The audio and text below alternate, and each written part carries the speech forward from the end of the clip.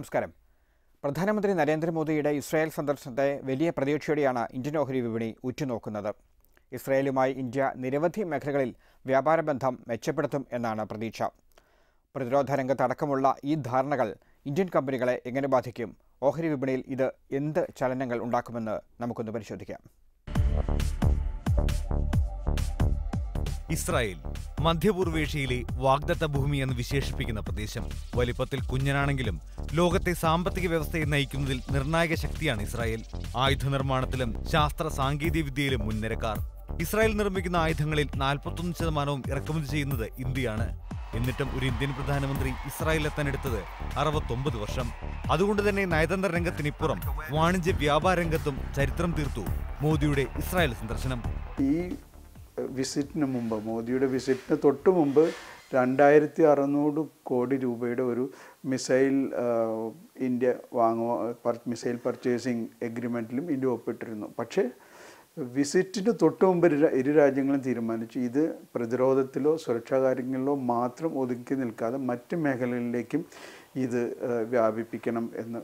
പ്രധാനമായിട്ടും അഗ്രികൾച്ചർ, അതിൽ ക്ഷീര വ്യവസായം പെടും, ജലസേചനം. കാരണം ഇസ്രായേലിൻ്റെ ചരിത്രം വായിച്ചു നോക്കിയാൽ നമുക്കറിയാം, ചുറ്റു ശത്രുരാജ്യങ്ങളും തീരെ കുറവ് റിസോഴ്സസും ഉള്ള ഒരു രാജ്യം എങ്ങനെയാണ് അവർ ഇത്ര നന്നായി കെട്ടിപ്പടുത്തതെന്ന്. അപ്പോൾ അതിൽ ഓ ജെറുസലേം എന്ന പഴയ ഒരു പുസ്തകമുണ്ട്. എല്ലാം വായിച്ചാൽ അറിയാം എങ്ങനെയാണ് മൊട്ടക്കുന്നുകളുടെ പുറത്ത് ഓറഞ്ച് കൃഷിയെല്ലാം നടത്തിയത്. വെള്ളം ആവശ്യത്തിന് അളന്ന്, അന്ന് ഇത്രയും സാങ്കേതിക വിദ്യ ഇല്ലാത്ത കാലത്തും അവർ ചെയ്തിരുന്നു. അങ്ങനെ ജലസേചനം, water conservation, space technology, cyber security, automation, innovation, ഈ കാര്യങ്ങളെല്ലാം ഇസ്രായേൽ ലോകത്തെ ഏത് രാജ്യങ്ങളിലേക്കാളും മുന്നിലാണെന്ന് പറയാൻ മടിക്കേണ്ടതില്ല. കൃഷിക്കും ജലസേചനത്തിനുമൊപ്പം ജലശുദ്ധീകരണത്തിലും അഗ്രഗണ്യരാണ് ഇസ്രായേൽ.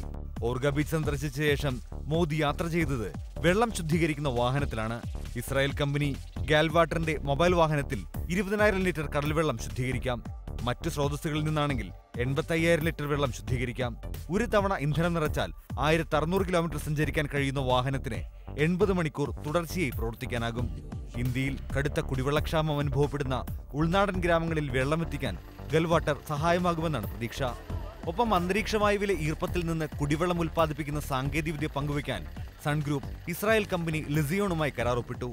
ഇതിനു പുറമെ ക്ഷീരോത്പാദനം വർദ്ധിപ്പിക്കാനുള്ള സാങ്കേതികവിദ്യയും ഇസ്രായേലിൽ നിന്ന് ഇന്ത്യ തേടുന്നുണ്ട്. ഒരു ഫാമിൽ ഒരു പശുവിനെ കമ്പ്യൂട്ടറൈസ്ഡ് മോണിറ്ററിങ് ചെയ്തിട്ട് വെക്കുക, അതിൻ്റെ ഓരോ മൂവ്മെൻറ്റും നോക്കി അതിന് വേണ്ട പോരായ്മകൾ അല്ലെങ്കിൽ അതിന് വേണ്ട നിവൃത്തികളെല്ലാം ചെയ്തിട്ട് അതിൻ്റെ പാലുൽപാദനം 4 ഇരട്ടി വരെ, പ്രത്യേകിച്ച് ആഹാരങ്ങളൊന്നും കൂടുതൽ കൊടുക്കാതെ ഉൽപ്പാദിപ്പിക്കാൻ വരെ ഇസ്രായേലിന് കഴിഞ്ഞിരുന്നു. അതേപോലെ ഇസ്രായേലിനെ നാം നോക്കിക്കഴിഞ്ഞാൽ ഇസ്രായേലിൽ ഒരു ഓട്ടോമേറ്റീവ് ഇൻഡസ്ട്രി അത്ര വികസിച്ചിട്ടില്ലെങ്കിലും ഡ്രൈവർ ഇല്ലാത്ത വാഹനങ്ങളുടെ വികസനത്തിൽ ഇസ്രായേൽ ലോകത്തിൽ ഏത് രാജ്യങ്ങളെക്കാളും മുന്നിലാണ്. സിലിക്കോൺ വാലി കഴിഞ്ഞാൽ ഏറ്റവും കൂടുതൽ സ്റ്റാർട്ടപ്സ്, ബെറ്റർ ക്വാളിറ്റി സ്റ്റാർട്ടപ്സ് ഉണ്ടാകുന്നത് ഇസ്രായേലിനാണ്. അപ്പം ഓൾറെഡി ഇനി ഗോയിങ് ഫോർവേഡ് ട്രഡീഷണൽ IT കാലം കഴിഞ്ഞു. അപ്പം ഗോയിങ് ഫോർവേഡ് ഇന്നോവേഷൻസ് വന്നാൽ മാത്രമേ പറ്റുള്ളൂ. അത് ഓൾറെഡി നമ്മൾ ഇൻഫോസിസ് പോലെയുള്ള പല കമ്പനീസും ഓൾറെഡി ഇസ്രായേൽ സ്റ്റാർട്ടപ്സിൽ ഇൻവെസ്റ്റ് ചെയ്ത് സ്റ്റാർട്ട് ചെയ്തിട്ടുണ്ട്.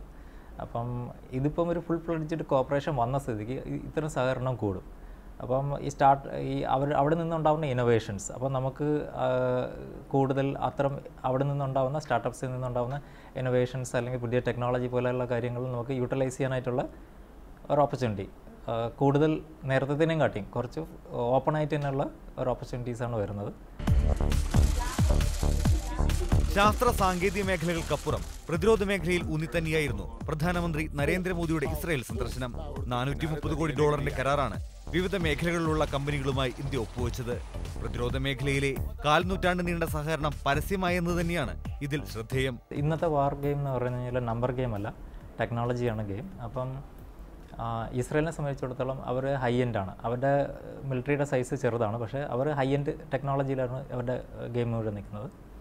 അപ്പം ഇന്ത്യയെ സംബന്ധിച്ചിടത്തോളം ആവശ്യമാണ്.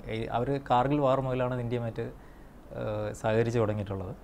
അന്ന് ഇന്ത്യക്ക് കാർഗിൽ വാർ ജയിക്കുന്നതിൽ അവരുടെ സഹകരണം, അവരുടെ വെപ്പൺസ് അടക്കം, കാരണം അന്ന് പലരും നമുക്ക് വെപ്പൺ തരാൻ തയ്യാറാവാതിരുന്ന സമയത്ത് ഹൈ എൻഡ് ടെക്നോളജി വെപ്പൺസ് അവർ തരാൻ തയ്യാറായതുകൊണ്ട് നമുക്ക് ഒത്തിരി ഗുണം ചെയ്തു. അപ്പോൾ അതിനുശേഷം രഹസ്യമായിട്ടാണ് പലപ്പോഴും ഡീലിംഗ് നടന്നത്. ഇന്നിപ്പോൾ അത് ഓപ്പണായിട്ട് തന്നെ വരികയും അപ്പം അത്തരം ടെക്നോളജികൾ കൈമാറുക, അതുപോലെയുള്ള അത്തരം വെപ്പൺസ് കൈമാറുക എന്ന് പറഞ്ഞാൽ അത് വളരെ ഇമ്പോർട്ടൻ്റ്. എസ്പെഷ്യലി ഡ്രോൺസ് ഇപ്പോഴത്തെ ഇതിൽ, പിന്നെ ഇൻഫ്രാറെഡ് ഇത് വഴിയിട്ടുള്ള ഇൻഫ്രാറെഡ് ഉപയോഗിച്ചിട്ടുള്ള വെപ്പൺസ്, അതുപോലെ ലേസർ ബീം വെപ്പൺസ്, ഇങ്ങനെയുള്ള ഹൈ എൻഡ് വെപ്പൺസിലെല്ലാം തന്നെ അവർക്ക് ഒരു മേൽക്കൈയുണ്ട്. അപ്പം അത് കിട്ടുക എന്ന് പറഞ്ഞാൽ ഇന്ത്യയെ സംബന്ധിച്ചിടത്തോളം വളരെ ഉപകാരപ്രദമായിരിക്കും. മോദിയുടെ 3 ദിവസത്തെ സന്ദർശനം അരനൂറ്റാണ്ടായി അടഞ്ഞുകിടന്ന ഇസ്രായേൽ എന്ന വലിയ വാതിൽ ഇന്ത്യൻ കമ്പനികൾക്ക് മുന്നിൽ തുറന്നിരിക്കുകയാണ്. പ്രതിരോധ മേഖലയിലേക്ക് കടന്നുവരാനിരിക്കുന്ന സ്വകാര്യ കമ്പനികളായ ടാറ്റ, റിലയൻസ്, LNT എന്നീ കമ്പനികൾക്ക് ഈ തീരുമാനം സഹായകരമാകും. പൊതുമേഖലയിലെ BL അടക്കമുള്ളവരുമായി ഇസ്രായേലി കമ്പനികൾ നിലവിൽ സഹകരിക്കുന്നുണ്ട്. ഇതിനു പുറമെ IT, ജലസേചനം, ജലശുദ്ധീകരണം, വിനോദസഞ്ചാരം തുടങ്ങിയ മേഖലകളിൽ മോദിയുടെ സന്ദർശനം വലിയ സാധ്യതകളാണ് തുറന്നിട്ടിരിക്കുന്നത്. എഡ്യൂക്കേഷൻ്റെ chief executive officer N Bhuvanendran market വാച്ചിൽ ചേർന്നു. ഭുവനേന്ദ്രൻ, ഏറ്റവും പ്രധാനമായും ഇപ്പോൾ എല്ലാവരും ഉറ്റുനോക്കുന്നത് ഇന്ത്യ ചൈന അതിർത്തിയിലുണ്ടായിരിക്കുന്ന ഒരു സംഘർഷ സാധ്യതയാണ്. കഴിഞ്ഞ കുറേ ദിവസമായി ഈ പ്രതിസന്ധി അവിടെ തുടരുകയാണ്. സ്വാഭാവികമായിട്ടും ലോകം മുഴുവൻ ഈ പ്രശ്നത്തെ ഇപ്പോൾ നിരീക്ഷിക്കുന്നുണ്ട്. ഓഹരി വിപണി ഇതിനെ എങ്ങനെയാണ് കാണുന്നത്? ഇതിൻ്റെ ഒരു ആശങ്ക ആ വിപണിക്കുണ്ടോ? അഭിലാഷ്, അത് സ്റ്റോക്ക് മാർക്കറ്റ് അതിനോട് എനിക്ക് തോന്നുന്നില്ല അത്രത്തോളം ആക്റ്റീവായിട്ട് റിയാക്ട് ചെയ്തിട്ടില്ല. അതുകൊണ്ട് തന്നെയാണ് ലാസ്റ്റ് വീക്ക് മാർക്കറ്റ് വീണ്ടും ഹയർ ലെവലിലേക്ക് മൂവ് ചെയ്യുന്നതിൻ്റെ ഒരു പ്രധാന റീസൺ. ഈ ചൈന ഇന്ത്യ ഇഷ്യൂ എന്ന് പറയുന്നത് എന്ത് തന്നെയാണ് ഇപ്പോഴത്തെ പ്രൈം മിനിസ്റ്റർ അത് വളരെ ബ്യൂട്ടിഫുള്ളായിട്ട് മാനേജ് ചെയ്യാൻ സാധിക്കും എന്നുള്ളത് തന്നെയാണ് മാർക്കറ്റിൻ്റെ വിലയിരുത്തൽ. അതുകൊണ്ട് തന്നെയാണ് ഈ ഒരു ഇഷ്യൂ അത്രത്തോളം മാർക്കറ്റ് ആക്റ്റീവായിട്ട് കൺസിഡർ ചെയ്യാത്തതിൻ്റെ ഒരു പ്രധാന റീസൺ അത് തന്നെയാണ്. അപ്പോൾ എന്തായാലും വളരെയധികം ഒരു ഹോട്ടായിട്ടുള്ള ന്യൂസ് തന്നെയാണ് മാർക്കറ്റിനെ അത് ഇന്ത്യ ചൈനയാണെങ്കിലും US നോർത്ത് കൊറിയ ആണെങ്കിലും അതാണ് ഇപ്പോഴത്തെ ജിയോ പൊളിറ്റിക്കൽ ഇഷ്യൂ എന്ന് പറയുന്ന ഒരു നമ്മളെ സംബന്ധിച്ച് അല്ലെങ്കിൽ മാർക്കറ്റിനെ സംബന്ധിച്ച് നെഗറ്റീവായി നിലനിൽക്കുന്ന പ്രധാന 2 റീസൺ എന്ന് പറയുന്നത് ഒന്ന് ഗ്ലോബൽ ന്യൂസും ഒന്ന് ഡൊമസ്റ്റിക് ഫ്രണ്ടും നമ്മളെ എഫക്റ്റ് ചെയ്യുന്ന ഒരു ന്യൂസും. ഈ 2 ന്യൂസുകളാണ്. പക്ഷേ എനിക്ക് തോന്നുന്നില്ല അത് വലിയൊരു ഇഷ്യൂ ആയിട്ട് തിരിഞ്ഞു വരാനുള്ള സാധ്യത വളരെ കുറവാണ്. അതുകൊണ്ട് തന്നെയാണ് മാർക്കറ്റ് എപ്പോഴും ഫ്യൂച്ചറാണെന്ന് ഞാൻ പറയാറുണ്ടല്ലോ. അപ്പോൾ ഇതൊരു ഇഷ്യൂ അല്ലാത്തത് കൊണ്ട് തന്നെയാണ് മാർക്കറ്റ് അതിനോട് അത്രത്തോളം നെഗറ്റീവായിട്ട് റിയാക്ട് ചെയ്യാത്തത്. ഇപ്പോൾ നമുക്കറിയാം ലാസ്റ്റ് 1 മന്തായിട്ട് മാർക്കറ്റ് ഒരു കൺസോൾട്ടേഷൻ ഫേസിലായിരുന്നു. ലാസ്റ്റ് വീക്ക് മാർക്കറ്റ് ഒരു കറക്ഷൻ മോഡിലേക്ക് മൂവ് ചെയ്തു, 9449 വരെ വന്നു. ദെൻ ഈ വീക്ക് മാർക്കറ്റ് മൊമെൻറ്റം വളരെ പോസിറ്റീവായി 9540 നിന്നും ആ ബ്രേക്ക് ചെയ്ത് മാർക്കറ്റ് 9700 എന്ന് പറയുന്ന ഓൾ ടൈം ഹൈഡ് അടുത്ത് വീണ്ടും ടച്ച് ചെയ്തു. അതിനുശേഷം ചെറിയൊരു കറക്ഷൻ മോഡിലേക്ക് മൂവ് ചെയ്തിരിക്കുകയാണ്. അപ്പോൾ ഓവറോൾ മാർക്കറ്റ് മൊമെൻറ്റം വളരെ പോസിറ്റീവാണ്. അപ്പോൾ അങ്ങനെ ഏതെങ്കിലും ന്യൂസ് അതല്ലെങ്കിൽ ഇങ്ങനെ ഒരു പൊളിറ്റിക്കൽ ഇഷ്യൂ വരികയാണെന്ന് മാർക്കറ്റിന് മനസ്സിലാക്കിയിരുന്നെങ്കിൽ ഇങ്ങനെ ഒരു റൈഡ് മാർക്കറ്റിൽ ഒരിക്കലും വരില്ലായിരുന്നു. 2 ഫോറിൻ ഇൻസ്റ്റിറ്റ്യൂഷൻസ് ആക്റ്റീവ് സെല്ലിംഗ് മോഡിൽ തന്നെയാണ്. ഇപ്പോൾ ഏകദേശം 1500 മുകളിൽ ക്യാഷ് മാർക്കറ്റിൽ അവർ സെല്ലിംഗ് സൈഡിലാണ്. Domestic institution as usual buying സൈഡിൽ തന്നെയാണ്. അപ്പോൾ GSTയെക്കുറിച്ചുള്ള വളരെ പോസിറ്റീവായിട്ടുള്ള ചില തോട്ടുകൾ, അതുപോലെ തന്നെ ഗ്ലോബലി വന്നിരിക്കുന്ന മാർക്കറ്റിലുണ്ടായിരുന്ന റൈഡ്, ഇതൊക്കെ തന്നെയാണ് ഇപ്പോഴും നിഫ്റ്റി 9675 അല്ലെങ്കിൽ ഓൾ ടൈം ഹൈഡ് എടുത്ത് ക്ലോസ് ചെയ്യാനുള്ള ഒരു പ്രധാന റീസൺ ഇത് തന്നെയാണ്. അപ്പോൾ ചൈന ഇന്ത്യ ഇഷ്യൂ മാർക്കറ്റ് അത്രത്തോളം നെഗറ്റീവായിട്ട് കാണുന്നില്ല. രാജ്യത്ത് GST നടപ്പായി കഴിഞ്ഞു. ആദ്യഘട്ടത്തിൽ വലിയ തോതിലൊരു ആശങ്ക ഉണ്ടാകും എന്ന് നേരത്തെ തന്നെ കേന്ദ്ര സർക്കാർ വ്യക്തമാക്കിയതാണ്. വിപണിയും അത് പ്രതീക്ഷിക്കുന്നുണ്ട്. പക്ഷേ പ്രായോഗിക തലത്തിൽ വരുമ്പോൾ വരുമാനക്കുറവ്, പ്രധാനപ്പെട്ട കമ്പനികളുടെ വരുമാനക്കുറവ് ആദ്യഘട്ടത്തിൽ ഉണ്ടാകുമോ എന്നൊരാശങ്ക ഉണ്ട്. വ്യാപാര മേഖലയിൽ ഒരു മാന്ദ്യം ഇപ്പോൾ അനുഭവപ്പെടുന്നുണ്ട്. ഇതെല്ലാം കമ്പനികളുടെ വരുമാനത്തെയും ലാഭത്തെയും ഒക്കെ ബാധിക്കുന്ന ഒരു സാഹചര്യം ഉണ്ടാകുമോ? വിപണി എങ്ങനെ വിലയിരുത്തുന്നു? ഇത് അഭിലാഷ്, ഇത് മാർക്കറ്റ് പ്രതീക്ഷിച്ചത് തന്നെയാണ്. അത്ര സ്മൂത്ത് അല്ല ഇതിൻ്റെ ഇംപ്ലിമെൻറ്റേഷൻ എന്ന് മാർക്കറ്റിന് വ്യക്തമായിട്ട് അറിയാം. പക്ഷെ മാർക്കറ്റ് ഒരു പരിധിവരെ ഇതിൻ്റെ ഇത് ഇംപ്ലിമെൻറ്റ് ചെയ്തു എന്നുള്ള ഇത് വളരെ പോസിറ്റീവായിട്ട് ആണ് കണ്ടത്. നമ്മൾ ലാസ്റ്റ് വീക്ക് ഡിസ്കസ് ചെയ്ത് ഇതിൻ്റെ ഇനീഷ്യൽ ഇംപ്ലിമെൻറ്റേഷൻ അഡ്മിനിസ്ട്രേഷൻ ലെവൽ, അതുപോലെ തന്നെ ഗവൺമെൻറ് ഒഫീഷ്യൽ ഇതിനെ ഹാൻഡിൽ ചെയ്യുന്ന രീതികളിൽ ചില ഇഷ്യൂസ്, ക്രൈസിസ് ഉണ്ടാകാം. അതിനെ ഓവർകം ചെയ്യാൻ എന്തായാലും സാധിക്കും. കാരണം ഇത് ലോങ് റണ്ണിൽ വലിയൊരു മൂവ് തന്നെയാണ് എടുത്തിരിക്കുന്നത്. നമ്മൾ ടാക്സ് കളക്ഷൻ ഇപ്പോൾ ഡിമോണിറ്റൈസേഷൻ വരികയാണെങ്കിലും കൂടുതൽ ഇൻഡിവിജ്വൽസിനെ ടാക്സ് ബ്രാക്കറ്റിലേക്ക് കൊണ്ടുവരിക, അതുപോലെ GST കൊണ്ട് ഉദ്ദേശിക്കുക ഒന്ന് ഫാസ്റ്ററായിട്ട് ഈ പ്രൊഡക്റ്റുകൾ മൂവ് ചെയ്യുക എന്നുള്ളതും, അതിലുപരി എല്ലാ കച്ചവടക്കാരെയും ടാക്സ് ബ്രാക്കറ്റിലേക്ക് കൊണ്ടുവരിക എന്നുള്ളത്. അപ്പോൾ അത് ത്രൂ കൂടുതൽ ടാക്സ് കളക്ഷൻ തന്നെയാണ് ഇതുകൊണ്ട് ഉദ്ദേശിക്കുന്നത്. അത് ത്രൂ ഇന്ത്യയുടെ ഡെവലപ്മെൻറ്റ്. ഇപ്പോൾ നമുക്കറിയാം എത്രയോ ബിസിനസ്സുകാർ, എത്രയോ പ്രോഫിറ്റ് ജനറേറ്റ് ചെയ്യുന്ന ബിസിനസ്, നമ്മളുടെ മുന്നിൽ കാണുന്ന എത്രയോ ബിസിനസ്സുകാർ ഒരു ടാക്സ് പോലും കൊടുക്കാതെയാണ് അവർ ബിസിനസ് ചെയ്യുന്നത്. അപ്പോൾ അതിനൊരു മാറ്റം ആവശ്യമാണ്. കൂടുതൽ ടാക്സ് കളക്ഷൻ ഇന്ത്യയിൽ ആവശ്യമാണ്. അത് ഇൻഡിവിജ്വൽ ആണെങ്കിലും ബിസിനസ് ആണെങ്കിലും അത് വളരെ അത്യാവശ്യമാണ്. അപ്പോൾ അതിന് ഉള്ളൊരു മൂവാണ് ഗവൺമെൻറ് എടുത്തിരിക്കുന്നത്. പക്ഷേ ഇത്രയും വലിയ ഡെമോക്രാറ്റിക് കൺട്രിയായ നമ്മളെ സംബന്ധിച്ച് അതിൻ്റെ പ്രാക്ടിക്കൽ ഡിഫിക്കൽട്ടി പലപ്പോഴും ഉണ്ടാകും. അത് government time to time solve ചെയ്ത് മുന്നോട്ട് പോവുകയാണ്. പക്ഷേ എന്ത് തന്നെയാണെങ്കിലും GST എന്ന് പറയുന്നത് വലിയൊരു മൂവ് തന്നെയാണ് ഇന്ത്യയെ സംബന്ധിച്ചിടത്തോളം. ഇന്ത്യയുടെ ഗ്രോത്തിന് വലിയൊരു കോൺട്രിബ്യൂഷൻ ഈ GST അതുപോലെ ഡിമോണിറ്റൈസേഷൻ നൽകാനുള്ള സാധ്യത വളരെ കൂടുതൽ തന്നെയാണ്. പക്ഷേ ഇനീഷ്യൽ സ്റ്റേജ് അതൊരു പെയിൻഫുൾ തന്നെ ആയിരിക്കും. മാർക്കറ്റ് വാച്ചിൽ ഒരു ഇടവേള. വരുന്ന ആഴ്ച വിപണിയെ സ്വാധീനിക്കാൻ പോകുന്ന പ്രധാനപ്പെട്ട ഘടകങ്ങൾ എന്തൊക്കെയാണ്? ഏതൊക്കെ വാർത്തകളായിരിക്കാം ഒരുപക്ഷെ വിപണിയിൽ ചലനങ്ങൾ ഉണ്ടാക്കാൻ സാധ്യത? അഭിലാഷ്, രണ്ട് ഇഷ്യൂ. ഒന്ന്, നമ്മളെ ചൈന ഇന്ത്യ അതിൻ്റെ ഡെപ്ത് എത്രത്തോളമുണ്ട്, അതിനോട് മാർക്കറ്റ് നെഗറ്റീവ് മോശം വരികയാണെങ്കിൽ നെഗറ്റീവായിട്ട് റിയാക്ട് ചെയ്യാം. അതല്ലെങ്കിൽ മാർക്കറ്റ് പോസിറ്റീവായിട്ട് തന്നെ ഇപ്പോഴത്തെ മൊമെൻറ്റം വളരെ പോസിറ്റീവായിട്ട് കണ്ടിന്യൂ ചെയ്യാനുള്ള സാധ്യത വളരെ കൂടുതലാണ്. ദെൻ US നോർത്ത് കൊറിയ, ഈ ജിയോ പൊളിറ്റിക്കൽ ഇഷ്യൂ, ഇതൊക്കെ തന്നെയാണ് നെഗറ്റീവായി നിലനിൽക്കുന്ന ന്യൂസ്. ഈ രണ്ട് ന്യൂസ് നമ്മൾ എടുത്ത് മാറ്റുകയാണെങ്കിൽ മാർക്കറ്റ് മൊമെൻറ്റം വളരെ പോസിറ്റീവാണ്. പുതിയ ഹൈ ബ്രേക്ക് ചെയ്യാനുള്ള സാധ്യത അല്ലെങ്കിൽ പുതിയ റെക്കോർഡ് എത്താനുള്ള സാധ്യത മാർക്കറ്റിൽ വളരെ കൂടുതലാണ്. അതിലുപരി ഈ പൊളിറ്റിക്കൽ ഇഷ്യൂവിലുപരി next week result season, first quarter result വരാൻ പോവുകയാണ്. അതിൽ IndusInd Bank, South Indian Bank നമുക്ക് ഫെമിലിയറായി. ഈ രണ്ട് പ്രൈവറ്റ് സെക്ടർ ബാങ്കുകളുടെ റിസൾട്ട് അത് ഒരു പരിധിവരെ ഈ ബാങ്കിങ് സെക്ടറിനെ, പ്രത്യേകിച്ചും ഈ പ്രൈവറ്റ് സെക്ടർ ബാങ്കുകളുടെ പ്രോഫിറ്റബിലിറ്റി അതല്ലെങ്കിൽ അത് എത്രത്തോളം എഫക്റ്റ് ചെയ്തിട്ടുണ്ടെന്നുള്ളത് വ്യക്തമായിട്ട് നമുക്ക് മനസ്സിലാക്കാൻ സാധിക്കും. എഗെയിൻ രണ്ട് IT കമ്പനികൾ TCS ആൻഡ് ഇൻഫോസിസ്, ഇത് IT സെക്ടറിൻ്റെ മൂവ് തീരുമാനിക്കും. പ്രത്യേകിച്ചും IT സെക്ടർ ഒരു ബീറ്റൺ ഡൗൺ ആയിട്ടുള്ള ഒരു സെക്ടറാണ്. അപ്പോൾ അടുത്ത ഗൈഡൻസ് അതല്ലെങ്കിൽ അടുത്ത റിസൾട്ട്, ആ ഒരു സെക്ടറിൻ്റെ മൂവ് നെക്സ്റ്റ് വീക്കിൽ വരുന്ന ഈ രണ്ട് റിസൾട്ടുകൾ തീരുമാനിക്കും. അപ്പോൾ ഇനി അങ്ങോട്ട് നമ്മൾക്ക് മാർക്കറ്റിനെ ജനറലായിട്ട് മാർക്കറ്റിനെ അസസ് ചെയ്യുന്നതിലുപരി സെക്ടർ സ്പെസിഫിക് ആയിട്ടും ഈ സ്റ്റോക്ക് സ്പെസിഫിക് ആയിട്ടുള്ള മൂവ്മെൻ്റാണ് നെക്സ്റ്റ് വീക്കിലൊക്കെ നമുക്ക് പ്രതീക്ഷിക്കാവുന്നത്. അപ്പോൾ റിസൾട്ട് സീസൺ സ്റ്റാർട്ട് ചെയ്തു, അതിനനുസരിച്ചൊരു മൂവ് പ്രതീക്ഷിക്കാം. അതിലുപരി ഇപ്പോൾ നമ്മൾ GSTയുടെ ഇംപ്ലിമെൻറ്റേഷൻ, കുറേയധികം ഡിസ്കൗണ്ട് സെയിൽ, ഇങ്ങനെയുള്ളതൊക്കെ തന്നെ ഓരോ കമ്പനികളുടെ ബാലൻസ് ഷീറ്റിൽ എങ്ങനെ എഫക്റ്റ് ചെയ്തു, ഇതൊക്കെ തന്നെ ആയിരിക്കും വരും ദിവസങ്ങളിൽ ഡിസ്കഷന് വരുന്നത്. അതനുസരിച്ചുള്ള മാർക്കറ്റ് മൂവ്മെൻറ്റ് നമുക്ക് പ്രതീക്ഷിക്കാം. പക്ഷേ എന്ത് തന്നെയായാലും ഇപ്പോഴത്തെ മാർക്കറ്റ് മൂവ്മെൻറ്റം വളരെ പോസിറ്റീവ് തന്നെയാണ്. അപ്പോൾ ഒരു ബുള്ളിഷ് പാറ്റേണിൽ തന്നെയാണ് ഇപ്പോഴത്തെ ക്ലോസിംഗ് പോലും രേഖപ്പെടുത്തിയിരിക്കുന്നത്. അതുകൊണ്ട് ഒരു റൈഡിനുള്ള പോസിബിലിറ്റി വളരെ കൂടുതൽ തന്നെയാണ് മാർക്കറ്റിൽ. നമുക്ക് ടെക്നിക്കലി ആ വിപണി എങ്ങനെ വിലയിരുത്താം? എവിടെയാണ് പ്രധാനപ്പെട്ട സപ്പോർട്ട് ഇപ്പോൾ? 9580, 9600 എന്ന് പറയുന്ന ഇമ്മീഡിയറ്റ് വരാവുന്ന ഒരു സപ്പോർട്ട് സോണാണ്.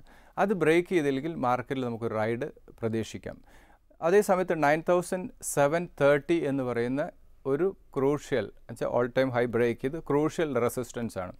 ഈ 9730 ബ്രേക്ക് ചെയ്ത് മാർക്കറ്റ് ട്രേഡ് സ്റ്റെബിലൈസ് ചെയ്താൽ അത് നെക്സ്റ്റ് വീക്ക് വരുന്ന IIP വരുന്നുണ്ട്, നെക്സ്റ്റ് വീക്ക് വരുന്ന റിസൾട്ടുകൾ തീരുമാനിക്കും. അതുപോലെ തന്നെ ഈ പറയുന്ന പൊളിറ്റിക്കൽ ഇഷ്യൂസ് ഒന്നും അത്രത്തോളം നെഗറ്റീവായിട്ട് വന്നില്ല എങ്കിൽ, ബെറ്ററായിട്ടുള്ള റിസൾട്ടുകൾ വരികയാണെങ്കിൽ ചിലപ്പോൾ 9730 എന്ന് പറയുന്ന ലെവൽ ബ്രേക്ക് ചെയ്ത് മാർക്കറ്റ് മുന്നോട്ട് പോകാനുള്ള സാധ്യത വളരെ കൂടുതലാണ്. ഇപ്പോഴത്തെ രീതിയിൽ ടെക്നിക്കൽ ചാർട്ട് നമ്മൾ അനലൈസ് ചെയ്യുകയാണെങ്കിൽ മാർക്കറ്റ് മൊമെൻറ്റം പോസിറ്റീവാണ്. 9730 എന്ന് പറയുന്ന മേജറായിട്ടുള്ള റെസിസ്റ്റൻസും 9580 to 9600 എന്ന് പറയുന്ന മേജറായിട്ടുള്ള ഒരു സപ്പോർട്ട് സോണാണ്. അത് ബ്രേക്ക് ചെയ്യുകയാണെങ്കിൽ ഫർദർ ഒരു ഡൗൺ നമുക്ക് പ്രതീക്ഷിക്കാം. പക്ഷേ അതിന് ഈ ബ്രേക്ക് ചെയ്യുന്നത്, സപ്പോർട്ട് സൈഡ് ബ്രേക്ക് ചെയ്യണമെങ്കിൽ ഈ രീതിയിലുള്ള ജിയോ പൊളിറ്റിക്കൽ ഇഷ്യൂസ് വീണ്ടും വരികയാണെങ്കിൽ മാത്രമേ അങ്ങനെ ഒരു കറക്ഷനുള്ള പോസിബിലിറ്റി മാർക്കറ്റിൽ നിലനിൽക്കുന്നു. അങ്ങനെ ഒരു ഇഷ്യൂ വന്നില്ല എങ്കിൽ മാർക്കറ്റ് മൊമെൻറ്റം പോസിറ്റീവായിട്ട് കണ്ടിന്യൂ ചെയ്യാനാണ് സാധ്യത. PSU ബാങ്കുകളുടെ സ്റ്റോക്കുകളെ എങ്ങനെ വിലയിരുത്താം? നമുക്കറിയാം ഈ സ്റ്റോക്കുകൾ ഒരു ചെറിയ തോതിലുള്ള റിക്കവറി ഇപ്പോൾ വീണ്ടും ദൃശ്യമാവുന്നുണ്ട്. മാത്രമല്ല NPA തിരിച്ചുപിടിക്കാനായിട്ടുള്ള കൂടുതൽ നടപടികൾ പൊതുമേഖലാ ബാങ്കുകൾ സ്വീകരിക്കുന്നുണ്ട്. ഇതെല്ലാം ഈ സെക്ടറിനൊപ്പം തന്നെ ഈ പ്രധാനപ്പെട്ട ബാങ്കുകൾക്കെല്ലാം നേട്ടമാണ്. അത് സ്വാഭാവികമായിട്ടും ഈ ഓഹരിയിൽ റിഫ്ലക്റ്റ് ചെയ്യുന്നുണ്ട്. എങ്ങനെ PSU ബാങ്കുകളുടെ ഒരു വലിയ തോതിലുള്ള റിക്കവറി വിപണിയിൽ ഉണ്ടാക്കും എന്ന് താങ്കൾ കരുതുന്നുണ്ടോ? ഇതൊരു ഡിസ്കൗണ്ട്, ഇപ്പോൾ ഇൻസോൾവൻസി ബാങ്ക്രപ്സി കോഡ് വന്നതിന് ശേഷം അതൊരു NPA തിരിച്ചു പിടിക്കാനുള്ള ചില കൺസേൺസ്, അത് ഇനീഷ്യലി പെയിൻഫുൾ തന്നെയാണ്. പക്ഷേ ഈ ഗവൺമെൻറ് എടുത്തിരിക്കുന്ന ഇനീഷ്യേറ്റീവ് ലോങ് റണ്ണിൽ ഈ ബാങ്കുകളെ സംബന്ധിച്ച് പോസിറ്റീവാണ്. അപ്പോൾ ഇപ്പോൾ നമ്മൾ ഈ കാണുന്ന എല്ലാ NPA ന്യൂസുകളും ഡിസ്കൗണ്ട് ചെയ്തിട്ടാണ് ഈ സ്റ്റോക്ക് പ്രൈസ് മൂവ് ചെയ്യുന്നത്.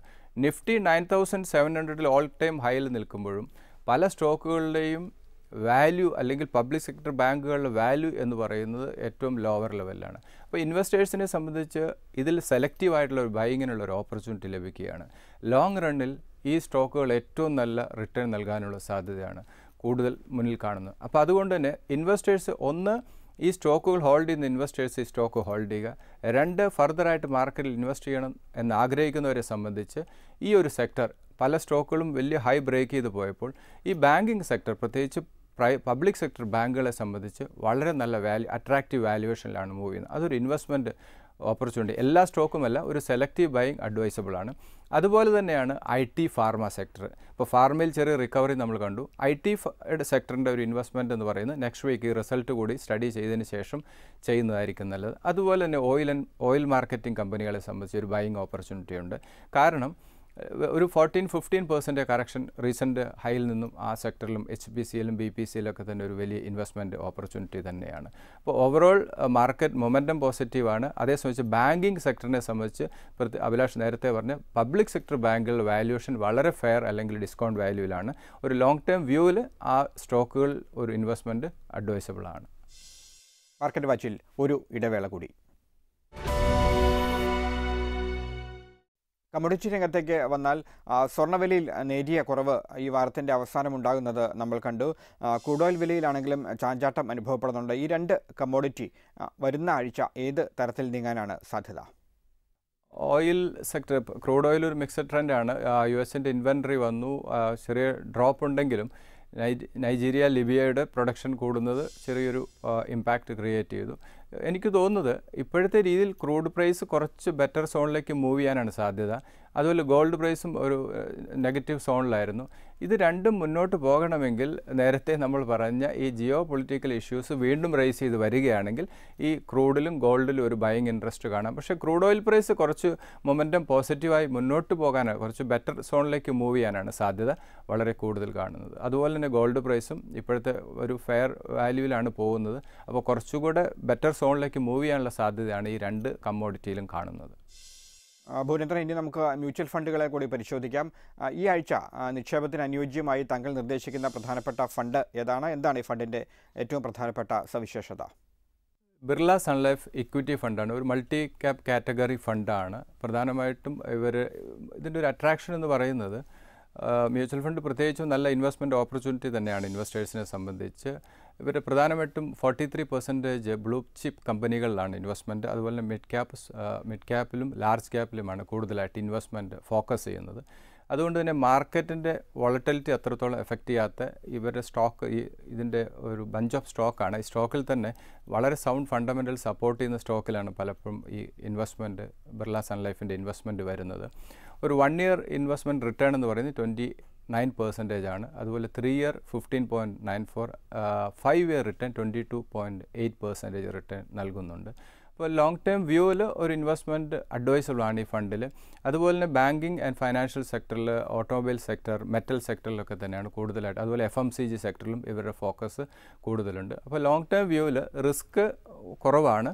ഒരു ഇൻവെസ്റ്റ്മെൻറ്റ് ഈ ഫണ്ടിൽ അഡ്വൈസബിളാണ്. ബിർള സൺ ലൈഫിൻ്റെ ഇക്വിറ്റി ഫണ്ടിൽ ഇൻവെസ്റ്റ്മെൻറ്റ് അഡ്വൈസബിളാണ്. പ്രത്യേകിച്ചും റീറ്റെയിൽ ഇൻവെസ്റ്റേഴ്സിന് ഡയറക്റ്റ് ഇക്വിറ്റിയിൽ വരുന്നതിലും കുറച്ചുകൂടെ ബെറ്റർ ആയിട്ടുള്ള നല്ല ഫണ്ട് മാനേജേഴ്സാണ് ഫണ്ട് മാനേജ് ചെയ്യുന്നത്. അതുകൊണ്ട് തന്നെ റിസ്ക് ഈ ഫണ്ടിൽ കുറവാണ്. ഡയറക്റ്റ് ഇക്വിറ്റിയിൽ വരുന്നതിലും നല്ലത് കുറച്ചുകൂടെ ഇങ്ങനെ നല്ല ഫണ്ട് മാനേജ് ചെയ്യുന്ന മ്യൂച്വൽ ഫണ്ടിലായിരിക്കും. മിനിമം ഇപ്പോൾ സിസ്റ്റമാറ്റിക് ഇൻവെസ്റ്റ്മെൻറ്റ് ത്രൂ ഇതിൽ വരാം. അതുപോലെ ലംസം എമൗണ്ട് ഇൻവെസ്റ്റ്മെൻറ്റ് അഡ്വൈസബിളാണ്. വളരെ നന്ദി ഭുവനേന്ദ്രൻ, മാർക്കറ്റ് വാച്ചിലൂടെ ഇത്രയും കാര്യങ്ങൾ വിശദീകരിച്ചതിന്. ഇനി ബിഗിനേഴ്സ് ഗൈഡാണ്. ഓഹരി വിപണിയുടെ പ്രാഥമിക പാഠങ്ങളാണ് ബിഗിനേഴ്സ് ഗൈഡിലൂടെ പരിചയപ്പെടുത്തുന്നത്.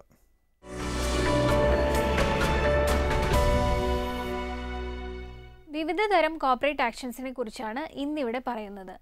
കമ്പനികൾ ലാഭത്തിൻ്റെ ഒരു വിഹിതം പലപ്പോഴും ഓഹരി ഉടമകളുമായി പങ്കുവയ്ക്കാറുണ്ട്. ഇതിനെയാണ് ലാഭവിഹിതം അഥവാ ഡിവിഡൻഡ് എന്ന് പറയുന്നത്. ഓഹരിയുടെ വിലവർധന മൂലമുണ്ടാവുന്ന നേട്ടത്തിന് പുറമെയാണ് ലാഭവിഹിതം ലഭിക്കുന്നത്. സ്ഥിരതയോടെ ലാഭവിഹിതം നൽകുന്ന കമ്പനികളിലെ നിക്ഷേപം സുരക്ഷിതമാണെന്ന് കരുതപ്പെടുന്നു. ഓഹരി ഉടമകൾക്ക് ലാഭവിഹിതം നൽകണമെന്നത് നിർബന്ധമുള്ള കാര്യമല്ലെങ്കിലും സ്ഥിരതയാർന്ന ലാഭവളർച്ച കൈവരിക്കുന്ന കമ്പനികൾ കാലാകാലങ്ങളിൽ ലാഭവിഹിതം നൽകാറുണ്ട്. ഇനി കമ്പനികൾ ലാഭവിഹിതം പ്രഖ്യാപിച്ചതായിട്ടുള്ള വാർത്തകളിൽ നാം പലപ്പോഴും കാണുന്ന പദമാണ് റെക്കോർഡ് തീയതി അഥവാ റെക്കോർഡ് ഡേറ്റ്. ഒരു കമ്പനി ഡിസംബർ 1 റെക്കോർഡ് തീയതിയായി കണക്കാക്കിക്കൊണ്ട് ഡിവിഡൻഡ് പ്രഖ്യാപിച്ചു എന്ന് കരുതുക.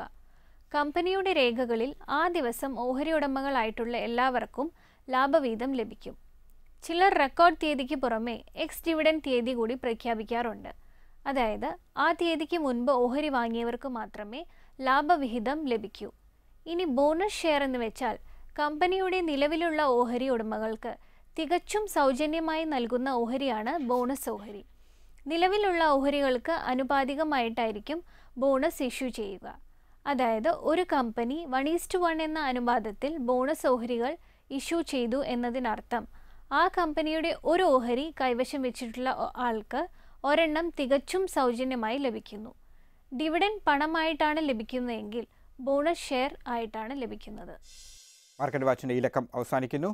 investment@asiannews.in എന്ന വിലാസത്തിൽ നിങ്ങൾക്ക് നിങ്ങളുടെ നിർദ്ദേശങ്ങൾ അറിയിക്കാം. മാർക്കറ്റ് വാച്ചിനി അടുത്തയാഴ്ച ഇതേ ദിവസം ഇതേ സമയം.